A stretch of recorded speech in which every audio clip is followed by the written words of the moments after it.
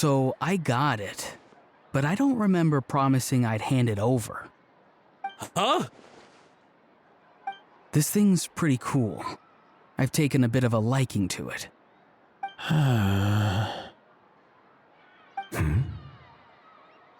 Please don't do this, my good sir, my master, my lord. My very life hangs in the balance.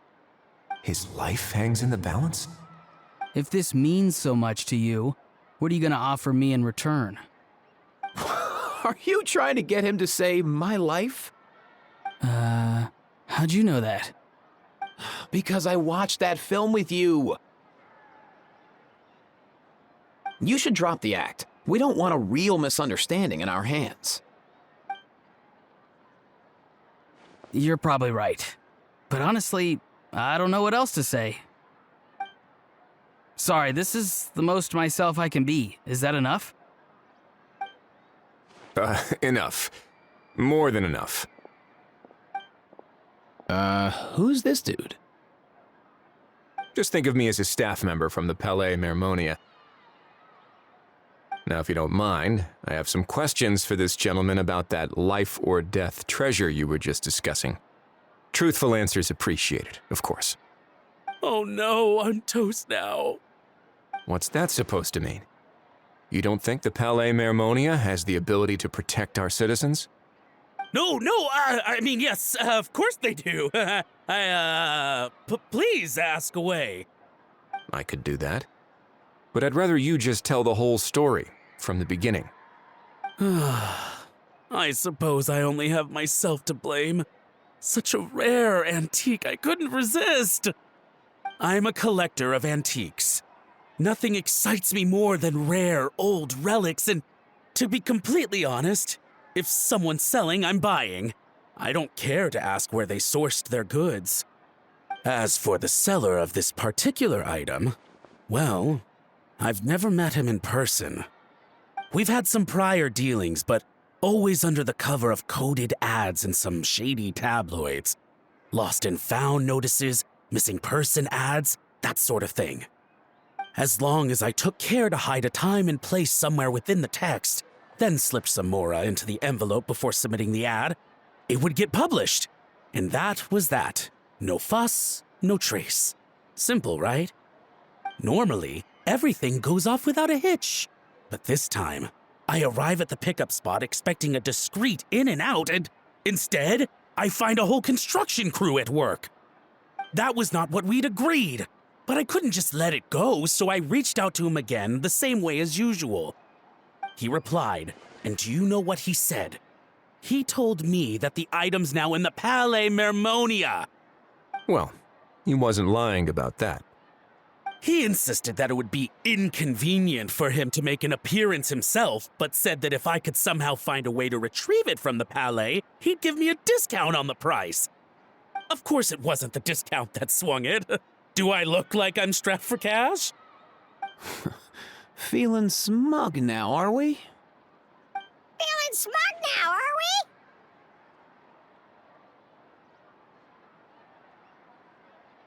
we? No, please go easy on me. Go on.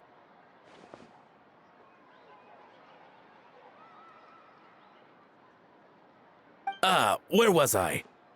Well, anyway, I thought to myself, seeing as the item itself came from Natlan, it would make more sense if I could find someone from there to go retrieve it. And by a stroke of complete and utter coincidence, I just so happened to see these two young folks wandering around, so I'm so very sorry I underestimated the pair of you. I need you to clear something up for me.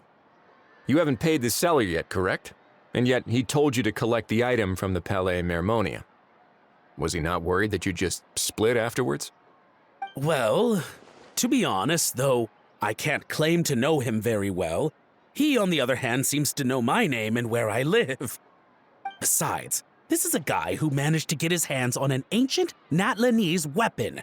That's probably not the kind of person I want to double-cross. Fair. That makes sense. So, Mr.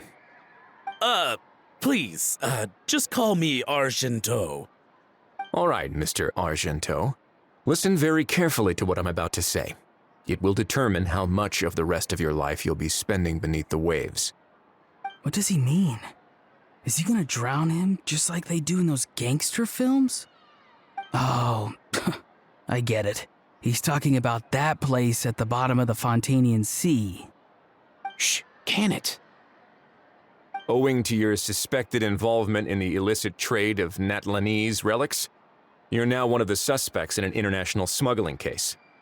A trip to the Opera Epiclese seems unavoidable at this stage, but on the bright side, you still have one chance to make things right.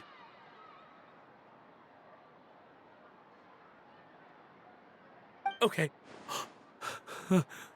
Do I really? Please tell me what to do. It's very simple. Just reach out to your seller in the same way as usual, arrange to meet, bring the money, and make the deal. Just be sure to let me know all the details. I'm talking time, place, the whole lot. If we can catch the other party by doing this, you'll have gone some way toward redeeming yourself. Understand? Oh, I see. I understand. You shall have my full and unadulterated cooperation. Good. Don't break the law, and don't even think about making a run for it. The Palais Mermonia will be watching you and ensuring your safety. All right, take the box, but leave your ID and other documents behind. You can go now. As for you two, protocol dictates that I should take you both back to the Palais and have you sign a confidentiality agreement. But that would take a lot of time and effort. Such a hassle, bro! See, Mr. Kakuku knows exactly where I'm coming from. So, I was thinking, since you're all friends of the Traveler... I understand, sir. We got dragged into this by accident, and it has diddly squat to do with us. Out of respect for the Traveler, we won't say another word. Oh, I know this part. We better keep our mouths shut or we'll both be sleeping with the fishes in the tailor-made pair of cement shoes. In that case, I understand completely. Not exactly what I was going for, but if that's how you want to understand it, then be my guest. Then it's settled. Thanks for your help.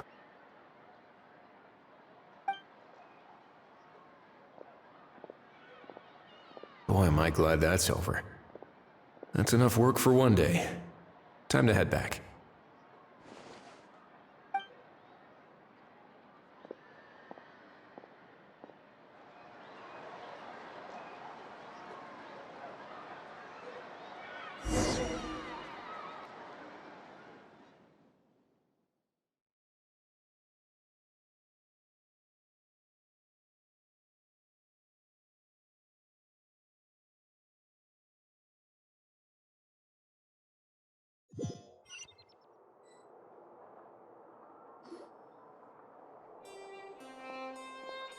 Ah! Presley's back!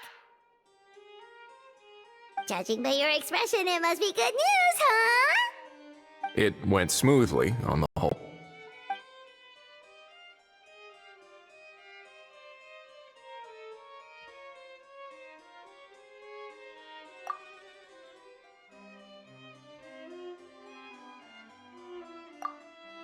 So basically, we hold off until Argento and the other party have set up the next stage of the transaction.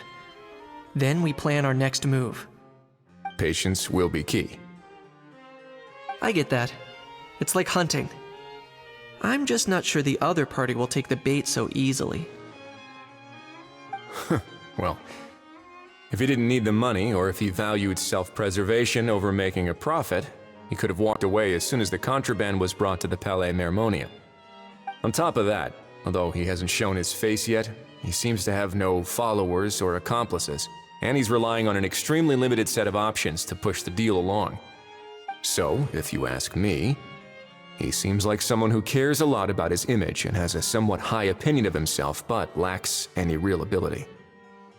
I almost get the feeling that if he misses out on this opportunity, he won't have any other way of making money. His every move is like a spin of the roulette wheel, hoping that the ball will land exactly where he wants it to. Hmm.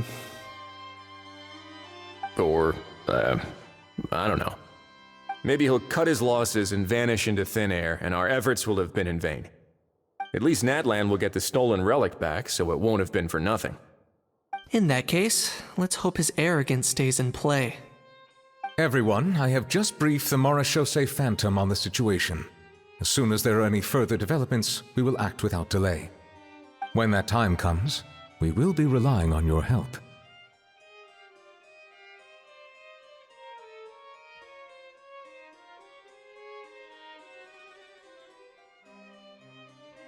We'll be waiting for the good news!